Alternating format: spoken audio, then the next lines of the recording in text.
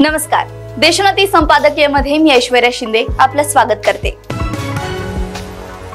निवडणूक म्हटली की घोषणा, नारेबाजी, मतदारांना प्रलोभित करणे, आपणच कसे लोकांच्या भल्याचा विचार करतो हे मतदारांना पटवून देण्याचा आटोकाट प्रयत्न, असे सगळे प्रकार ओघाने येतातच। त्याचाच एक भाग म्हणून विविध राजकीय पक्ष आपली भूमिका स्पष्ट करणारे जाहीरनामे लोकांसमोर मांडत असतात। अलीकडील काळात या जाहीरनाम्यांनाही वेगवेगळी आकर्षक नावे दिली जात आहेत। पूर्वी सरसकट जाहीरनामा हा शब्द प्रयोग व्हायचा, परंतु शिवसेनेने जाहीरनाम्याची विश्वासार्हता वाढवण्यासाठी वचननामा हा शब्द प्रयोग सुरू केला। अर्थात जाहीरनामा म्हणा किंवा वचननामा म्हणा, निवडणुकीनंतर सगळ्याच पक्षांना त्यांचा सोयीस्कर विसर पडतो ही बाब वेगळी, आणि विशेष म्हणजे मतदार देखील निवडणुकीनंतर सत्तेत आलेल्या पक्षाला किंवा आघाडीला या जाहीरनाम्याच्या संदर्भात कधी खडसून जाब विचारताना दिसत नाही। त्यामागे एक मोठे कारण हे देखील आहे की बहुतांश मतदार हे जाहीरनामे वाचतच नाही। कुणी विरंगुळा म्हणून वाचण्याची तसदी घेतली तर या जाहीरनाम्यांचा तुलनात्मक अभ्यास करून आपले मत कुणाला द्यायचे हे कुणी ठरवत नाही। राजकीय पक्षांनाही याची जाणीव असते आणि म्हणूनच जाहीरनाम्यात अनेकदा अतिशयोक्तीचा वापर केला जातो। किमान या अतिशयोक्तीकडे आकर्षित होऊन तरी मतदारांनी आपला विचार करावा हा देखील त्यामागे एक उद्देश असतो। परंतु वस्तुस्थिती हीच आहे की एक सोपस्कार म्हणूनच राजकीय पक्ष असे जाहीरनामे प्रकाशित करीत असतात। मध्यंतरीच्या काळात सत्तेत आलेल्या पक्षाने आपल्या जाहीरनाम्यातील वचनांची किंवा आश्वासनांची पूर्तता केली नाही तर त्यांच्यावर काही कारवाई करता येईल का अशी चर्चा सुरू झाली होती।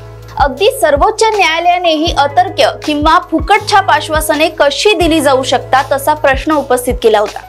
नंतरच्या काळात फुकट वस्तू वाटपाच्या घोषणांवर काही प्रमाणात निर्बंध आले हे खरे असले तरी सत्तेत असलेल्या किंवा सत्तेत येऊ पाहणाऱ्या पक्षांनी थोड्या वेगळ्या स्वरूपात अशा फुकटछाप आश्वासनांचा भडीमार सुरूच ठेवला। खरे तर असे जाहीरनामे जारी करताना सत्ता मिळालीच तर त्या आश्वासनांची पूर्तता कशी केली जाईल याचा आराखडा सादर करण्याचे बंधन राजकीय पक्षांना असायला हवे। तत्पूर्वी देशाच्या सद्य आर्थिक परिस्थितीची श्वेतपत्रिका सरकारकडून जाहीर व्हायला हवी आणि त्या आधारे पुढच्या काळात सत्तेत आल्यास कशा प्रकारे दिलेली आश्वासने पूर्ण केली जातील, किती काळात पूर्ण केली जातील या संदर्भात शपथपत्र सादर करण्याची सक्ती राजकीय पक्षांना करायला हवी।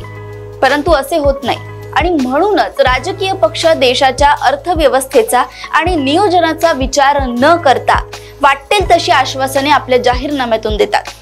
या आश्वासनांच्या पूर्ततेची जबाबदारी आपल्यावर नाही हे त्यांना माहीत असते।